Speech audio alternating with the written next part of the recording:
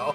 The reason I brought up Spock is because every week we talk about the good old days, and for tonight's yeah. good old days, Star Trek 3, The Search for The Spock. Search for Spock. I know why you brought this up. No, we have not done this specifically. We did Star Trek 2, I think, for good old days, but not Star Trek 3. Did we? Okay. I could be wrong. Maybe we didn't, but I thought we did. I think this is probably the most underrated Star Trek movie. I'll say that. I agree. And when we talk about, see, there is this, forgive me, but I'm going to call it myth. It's a myth, in my opinion. Yes. That the odd number films are all bad, right? Because I think that while the even number films do tend to be the best, yes, I think that some of the odd number films get a bum rap just because they're the odd numbered films. And this is by no means a bad film. No. There's one part about it I don't like, but I get why it's in there, and I'll get into that. Yes. Okay, yeah, well, we can talk about that as we get into it. In fact, we can talk about the things we like about it as we get into it. So let me not derail you. First, let's start with this poster.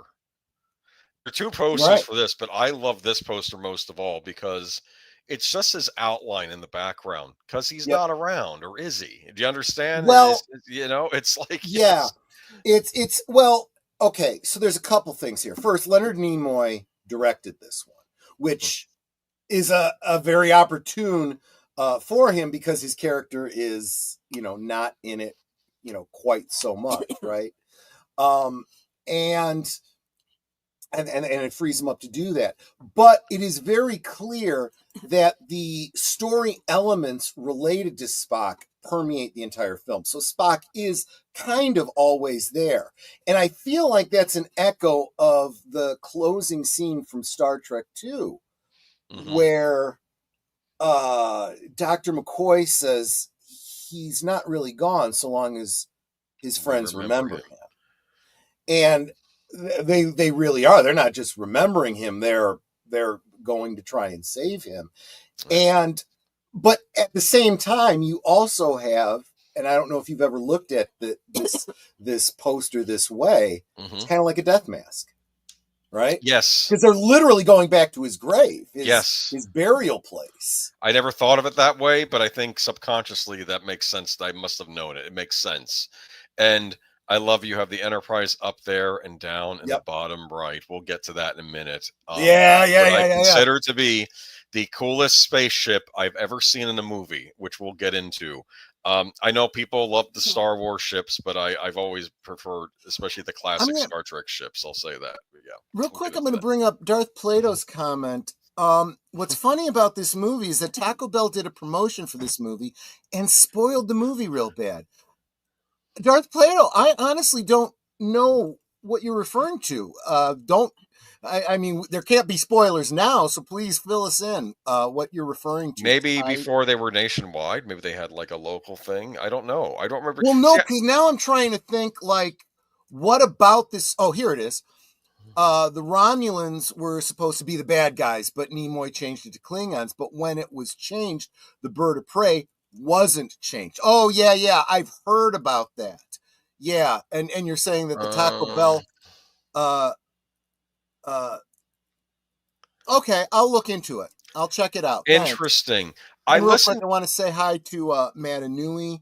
I'm still waiting for a giant waiter to come in and open the Enterprise. Okay, there you go. Wait, I got a quote. I got to quote this line, and we're going to get to this, Space Fraggle. You do this, Kirk, you will never sit on the captain's chair again. And Kirk's reply, warp speed.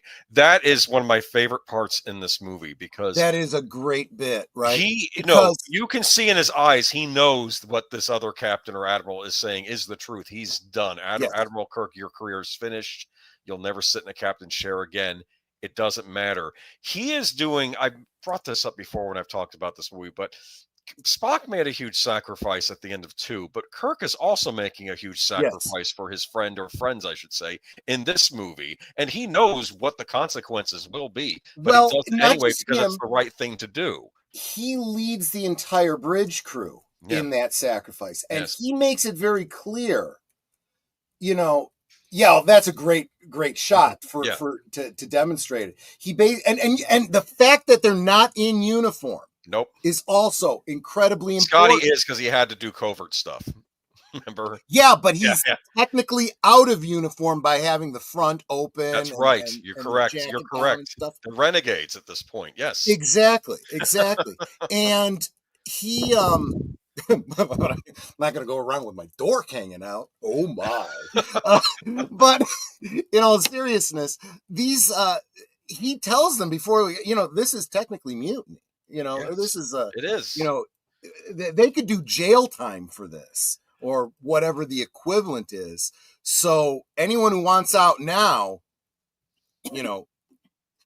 and not a single one of them does, because exactly what you said, every single one of them says, you know what?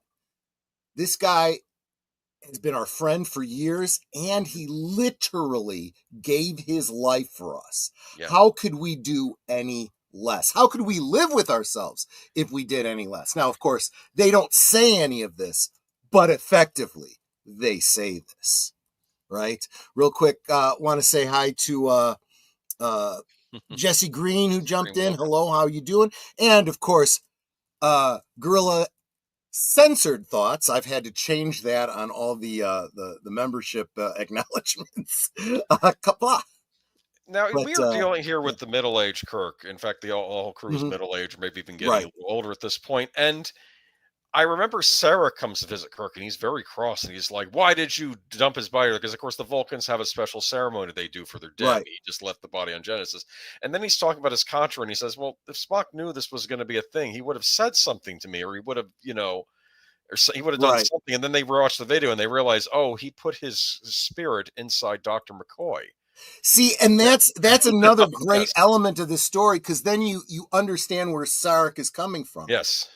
People, I think, have kind of lost track of the concept of the mind meld. It was made very clear by Spock in the original series that because of the nature of Vulcan society, right? The eschewing of all emotions and so on and so forth, and the dignity that goes with that, and the logic and separation that comes with that, the idea of doing a mind meld on many levels, if for many reasons, is illogical.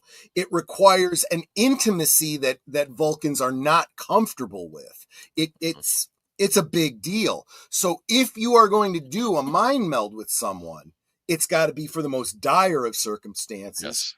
And it's going to be someone that you are very close to. And when Sarek shows up, he assumes that Spock has turned his Katra over to Kirk, because who else would he have done this? And so, yeah, you'd be pissed too. It's like you just took his Katra and dumped his body. That was dumb, And he's like, oh, you don't have it. Well, that explains it. He did the examination of Kirk. I remembered that. And then they watch the video of what happened, and they're like, oh, it's Dr. McCoy. And what I find interesting about Kirk is Kirk accepts this wholesale. He says, you have to get and I says, I will do whatever I have to make this right. He basically says, I will do. Now, of course, he first goes through official channels, explaining, look, you don't have to believe in Vulcan mysticism, but we just have to get the body right. When we go to the Genesis, oh, I'm sorry, it's out of the question, Admiral. You know how. And I love how this follows through on TNG too, where you have all these Starfleet bureaucrats. Well, no, we can't do that. So he says, okay, I tried the official way. We're gonna do it anyway, and he's gonna steal they're gonna steal the Enterprise. Hold up real quick before we get too far. Want to say hi to the nostalgic Pod Blast. Welcome. And Gorillas, don't worry about it. I will reflect your name however it appears. It's not like your channel, at tag changes, so it's easy enough for me to find you. It's cool. But that's what I didn't like about the episode of Enterprise where they created the mind meld, something Vulcans didn't like. Oh, I don't know. Well, actually, I thought Enterprise dealt with it really well, where you've got these what they don't realize is Romulan influenced Vulcan deep state types that completely eschew everything that Sarek ever taught, and you've got this kind of cult led by T'Pau, that keeps up with the mysticism and so on and so forth. And there's lots and lots of allegories there. I don't want to get too sidetracked by, but it's like someone needs to pull history back and remind the Vulcans where they came from and what their culture is all about. Right. I always assumed, but I could be wrong, that the Vulcans were stand-ins for the Greeks, right? Does that make sense? Well, if you want to be really on point, I always felt that the Vulcans were stand-ins for Tolkien's elves. Fine, but I figure they're very about logic. I figure you think of Greek society, high philosophy, and the Greeks, even the philosophers, they did accept the existence of a soul. I mean, they debated this. Yes, absolutely. So this was not the idea of the afterlife wasn't even something. Even if they, go ahead. And I do want to acknowledge. Let's see, 1, 2, 3. It's not until Star Trek VI where Spock is talking to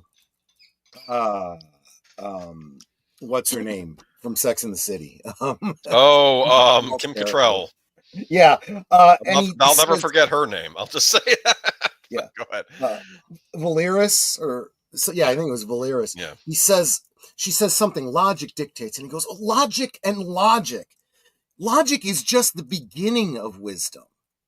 And I'm like, he's got it. After all these years, he's gained that level of wisdom, right? Yes. But, and I like that about him, and he was kind of setting her a little straight there. But and her name was Valeris, that's right. But so we can't have these Klingons on the screen and not let me get into this a little bit. So on the left we have Captain Krug, right, played by Christopher Lloyd, Doc Brown. Oh yeah, Doc Brown. Yeah. Yes. Okay. No. Yeah. And the guy from Night Court was one of the Klingons too, right? The individual on the right is John Larroquette. Larroquette, wow. Playing Lieutenant Maltz. Now, Maltz, it's a small role that John Larroquette has, but it's an important one in Klingon lore and Klingon fandom. Here's why. And I'm kind of jumping ahead of Age of Boomer a little bit, but at the very end of this movie, Maltz is taken prisoner. All the other Klingons get killed, and he's taken prisoner. Yep. And it's a very sneaky thing that Kirk does. He's holding the gun on him, and he's trying to get some information. I will not talk, and just kill me because I do not deserve to live. Okay, I'll kill you later. And then, I thought you said you'd kill me later. Well, I lied, and he takes him prisoner. Now, Kirk doesn't realize this, I don't think. No. But he may find out later that for a Klingon to be taken prisoner is a destruction of their honor. Yeah. It's a very Spartan society. Come back with your shield or on it. In other words, you don't come back, right? He cannot go back to the Klingon Empire. He is now an outcast because he was captured. But what that ends up doing, for those of you that are history buffs and people that love alternate history and stuff, you change one little thing in history and, it has reverberations all down the line. Because Maltz became a prisoner of the Federation, he ends up becoming a sort of cultural liaison to that. We learn more about the Klingon culture and language because of Maltz than all the wars that we fought with the Klingons, before that. So there is, in the real world Klingon Language Institute, there is a prize that you can win every year by taking certain challenges and certain linguistic tests to prove your skill in the Klingon language. They're called the Friends of Maltz. And the upside to this honor is that every year you get to submit a list of words that you want, that don't exist currently in the Klingon language, that you feel are necessary, and they get added to the lexicon. Anyway, I had to get that out. As long as you had John Larroquette on the screen, I had to tell you his story, because where else would you hear that? Yeah, I love Captain Krug, and it's funny how someone mentioned that the bird of prey, I think that originally started out as a Romulan bird of prey, which was interesting because the screenwriter was doing the commentary on one of the discs for this movie, and he was saying when he was coming up with the screenplay, he did toy with the idea of having other villains like the Romulans be the adversaries, but then he said, when push comes to shove, it's always the Klingons. And he felt it was time the Klingons were back. And I think this was very important to have the Klingons as the adversaries, because we just came off Khan Noonien Soon in the last movie, and that was a huge adversary for Kirk. How do you top that? Well, you can't, but you can bring back a classic adversary of the Federation and get a good actor and like very much beloved. Yes. I mean, there's a reason that they have a cameo in the first movie, right? Yeah. By the way, that footage that we got of those three ships gets reused over and over and over again. Of course, gets reused in Star Trek II for the Kobayashi Maru test. Of course, it does. There's another thing that people overlook when they say, well, it was really supposed to be Romulan. Yes, I suppose it was. But even if it was, they would have effed it up, because Bird of Prey was always in the script. And if they had used Bird of Prey for the name of the ship that the Romulans had, the problem with that is they didn't have a bird of prey. The Romulans had a warbird. I got model kits, though, that used to say Romulan bird of prey. Now, those model kits may have been incorrect in calling it that. Oftentimes they were, and fans call this out all the time. Now, there's another, if you want to really dig into the lore, the whole back and forth about when and how did the Klingons get cloaking devices. Yes. So there is, I believe, going back to what Darth Plato was saying about, this originally being the Romulans and stuff, I think they preserved that in the novelization. I did not read the novelization, so this is secondhand, and I may very well be wrong. But that Krug and his crew went and stole a Romulan ship, this so-called theoretical, hypothetical bird of prey, from the Romulans. And there was a whole scene like that. But that never made it to the movie. It was never in a script. It's really not considered to be any kind of canon. And in fact, I think where the Klingons got their cloaking device probably is best left to another conversation for another day. Yes. I did want to bring up nostalgic. In fact, I'm going to physically bring it up. But yeah, I hear what you're saying. Oh, the moaning of that moaning by Cottrell in Star Trek VI in the mind meld scene was just like the moan in Porky's. Yes, it was. That's absolutely true. And was it ever explained by the Klingons? Were basically in blackface in the original series, yet they look like mutants starting in the motion picture. Obviously, advancements in prosthetic makeup. This is my idea. I think on the original series, they were trying to give them a Mediterranean look. But yes, no. That's what, yeah. Actually, was it not that? Okay. Let's be really honest about this. Mm-hmm. The dark complexions, right? And the so-called Fu Manchu mustaches. Oh, like Mongolians. Okay, again, when you consider that the Klingons were kind of sort of meant to be stand-ins for the Russians during the Cold War, right? Asian kind of makes sense. It's just the Mongols rather than the Russians. I see. Same continent, right? That's what they were going for. And yes. So when you get to Star Trek, the motion picture, they go for better makeup and effects and so on and so forth. They did a whole episode of Enterprise where they explain why the Klingons look different, which we've talked about before. They finally straightened all that out in canon in Star Trek Enterprise. And then Discovery comes along and blows the crap out of it. So plus Abrams also made them look different in Into Darkness. Actually, I've come to resolve myself with that, because I realize that the bumps that they have are no different than other bumps that you see in the motion picture, Star Trek II, Star Trek VI especially. I would have let the different look go, because I thought it was better than Discovery's look for the Klingons. Because And I also really like the look of Klingons with those cool eyes. They're not terribly alien. They're just they're colored contacts, right? And it's like, I could totally see a race of Klingons having, different color eyes. I like that. Anyway, though, here we have Krug, who is a great adversary in this movie. And of course, he has the coolest spaceship ever, which was the Klingon bird of prey. I like the fact that its wings would retract, and this is a much smaller ship than like a Starfleet vessel or even a Klingon battle cruiser. That's how it's able to cloak, because the big ships can't cloak like the smaller ships. That's my impression I got from it, at least. It requires a lot of power. So, and there have been a lot of games that have dealt with this power allocation. You can't go to warp when you're, or you can't have your shields up because it's a power limitation. This is why on actually Deep Space Nine, we forgot to mention this when we did our Deep Space Nine discussion. They had a treaty with the Romulans. They were able to create a Starfleet version of one of these smaller cloak ships. I forgot. Yeah. Defiant? The Defiant, yes. the Defiant was it was a scout-sized vessel like the Bird of Prey.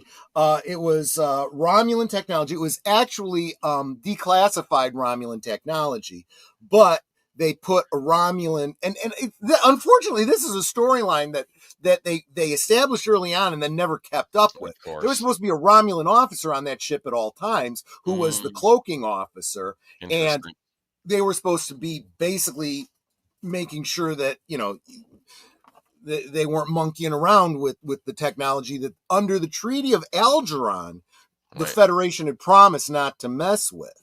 And that would have been a great storyline to keep going. And they could have developed this Romulan character. They just never did.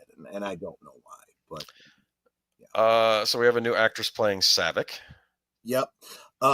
Kirstie Alley would not come back to play Saavik. I have no idea why, but Robin Curtis took her place, and I liked Robin Curtis too. They were both good. Pretty. And there we have Kirk's son, of course, is back, David. David Marcus, right? Yeah. And this was a kind of a sad movie for him, but again, to get Spock back, I guess the point is it's going to come with costs, and we'll get to that. But and one of the costs is his son, and that was a cost he didn't have a choice in. He didn't know that was going to happen. No. Right? And who knows? It could have happened regardless. It's a bunch of scenarios that all happened at once that caused that. But this is one of my favorite parts of the movie is when they're stealing the Enterprise. Yes, yes, and Scotty has sabotaged the Excelsior. And this wonderful brand new ship that has transwarp drive, and you saw Sulu looking at it like it's the greatest thing ever. Yeah, exactly. Well, it is sleek looking. Let's be honest. And they still use this design on TNG, the Excelsior. Oh, they made a massive starship. It becomes a workhorse of the Federation. It really does. Yeah. But I love this when they're exiting the starbase, and this is beautiful design. And I love the fact that you can tell this is over Earth. You got the moon there in the background. And there's the big starbase where I guess they dock the ships. They construct the ships and stations like this too. I don't know. Maybe that's a different place they construct them, but very impressive. And this is actually not even really a starbase. This is a I forget its designation. I want to say it's like Earth 1 or something like that. This is a huge station. This is an administrative station in synchronous orbit around Earth.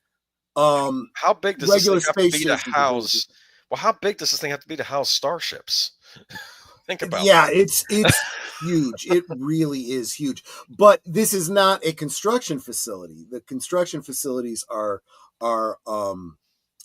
what do you call them? The equivalent different. Of space dry docks. Yeah, I think we've seen those maybe mentioned in movies. And actually, I don't even know if there are any near Earth. It's the Mars colony where the ships are usually constructed. Yes, they showed that in Picard. Yep, Utopia Planitia. Well, that was established canon long before Picard. Right. Star Trek: The Voyage Home is a favorite. We'll get to that one eventually. I do like that one as well. I thought about doing that one for tonight's, but I don't think we've done 3 yet. Here's the part of the movie I don't like: all the stuff on the Genesis planet with Spock's body aging up. and like he's going through Palm Far, and they don't show this in the movie because she just does some weird thing with her hands to kind of calm him down. But of course, with Palm Far, what is it? It's either violence has to happen or mating has to happen. Is that right? Is that the impression I got? That's exactly it. And there was a rumor too that the reason Saavik was staying behind in Star Trek 4 was because she actually mated with this unsold Spock, regenerative Spock, and that she had to mate with him, and she was carrying his child. And I don't know if that was ever established later on, or they just didn't bother bringing that up. Well, it is important to address this. It's going to be very important to our later conversation. Yeah. But yes, so that thing of the Vulcans, the romantic partners, shall we say, of Vulcans, touching the fingers like that, was established back in the original series when you see Sarek and what's her name? Spock's mother? Amanda. Yeah. When he holds up his fingers, she goes and, takes, just like, a husband would put out his hand, his wife would take his hand. Right. It's the same kind of thing.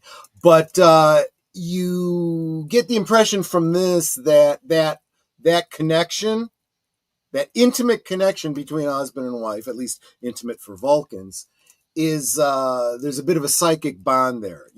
Again, going back to what we were saying about the intimacy of the mind meld, right? You have to imagine that that's part of what happens during the Pon farr. Going back again to the original series, the whole Pon farr, Spock went through a Pon farr. The whole idea is at a young age, you must bond with your future mate. Okay. And every 7 years, like salmon going upstream to spawn, Vulcans have to return. And if they are unable to do that, and what is implied, it's not always really 100% specified, but you have to make that mental bond again with your mate. I mean, mating for life for the Vulcans is really mating for life. You are intimately tied together. They live a lot longer than humans too, so it's exactly. So if he doesn't get and they establish this, if he doesn't get back, basically, if he doesn't get back to his wife and he's gonna die. So here and my understanding too is if you go through your first Pon farr and you aren't bonded to somebody, same thing, you're gonna die. You need somebody to help you through that. And you need to have some fun time. But they don't actually even necessarily see it that way. But yes, it is also meant to be the flip side of all their repression of their emotion is eventually you have to release it. Yeah. Okay. I just realized I'm getting very, this sounds very adult, and I guess that's kind of implied. But so it is strongly implied that he would have died had Saavik not we don't know what happened. On him and helped him. Well, we do now.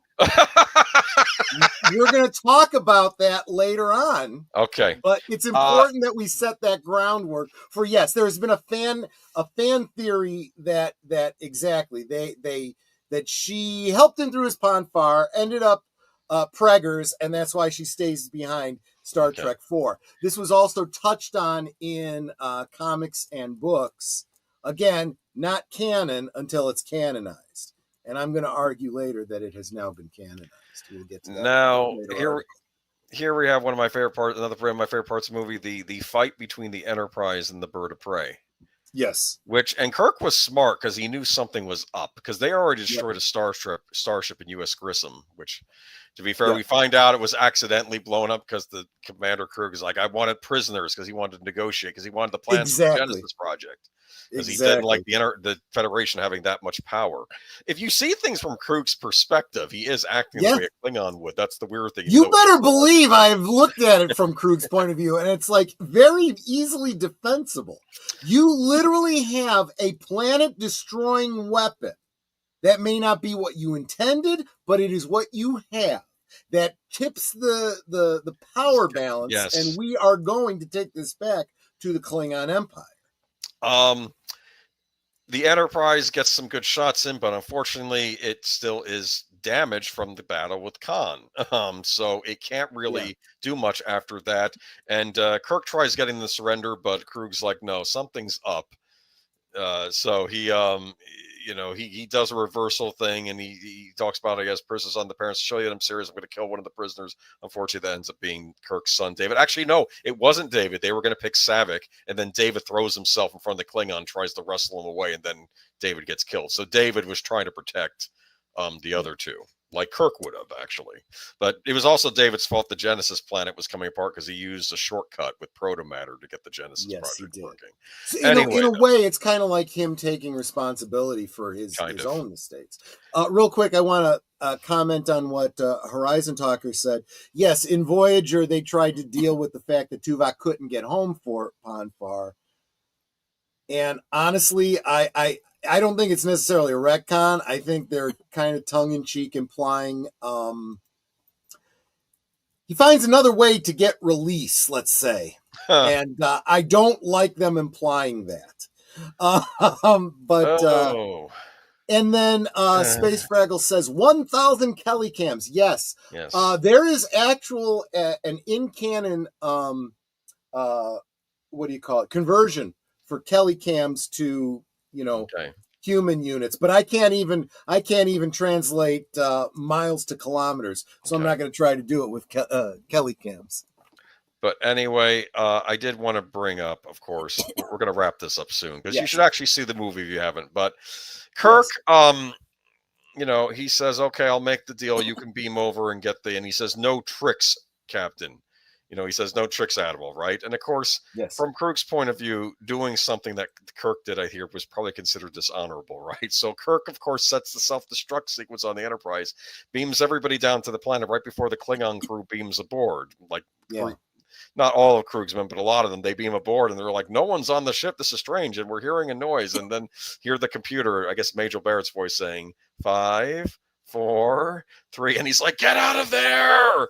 And the thing to remember is that presumably the Klingons did not speak, English. Yes. But it is implied to me, maybe not. Maybe Krug understood. He would understand what maybe a numerical sequence sounded like. Or, a counting down like that. He figured out what it meant. Get out of there!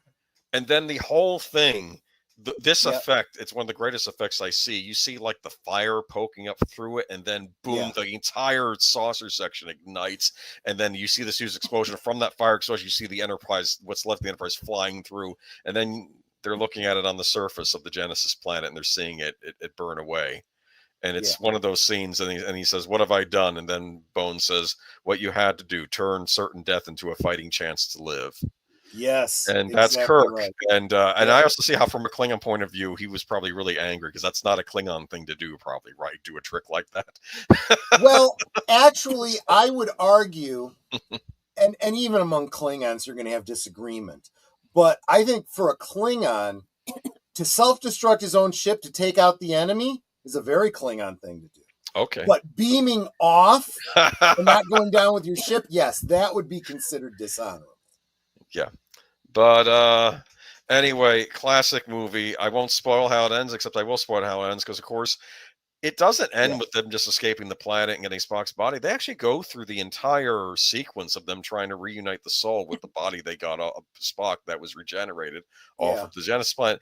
And you get to see this whole Vulcan ceremony. And it says, do you choose the danger? Or do you? And McCoy says, I choose the danger. Remember? Yeah.